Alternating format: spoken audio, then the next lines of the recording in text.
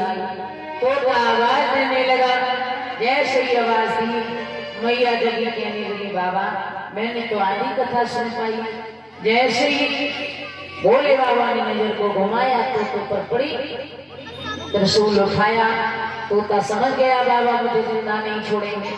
आगे आगे तोता, पीछे पीछे भोले बाबा। तीनों लोगों में वो तोता भागा है, लेकिन छिपने को कहीं जगह नहीं मिली। व्यास की पत्नी अरड़ी जी छत पर खड़े होकर ये सिखा रही है।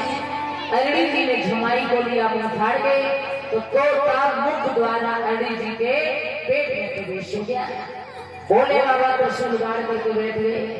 एक दिन हुआ, सोचने लगे दुश्मन निकल के आएगा। 2 दिन हुए, 1 साल हुआ, 2 साल हुए, 5 साल हुए, धीमे धीमे 10 साल हो गए, लेकिन तोता बाहर नहीं आया। समझ गए कि अब नहीं आएगा, चले गए। धीमे धीमे 12 साल हो गए।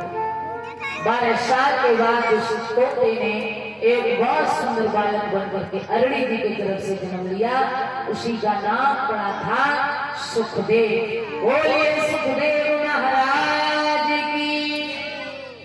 इधर परीक्षित जब धीमे धीमे बड़े हुए, परीक्षित दिल्ली के राजा बने।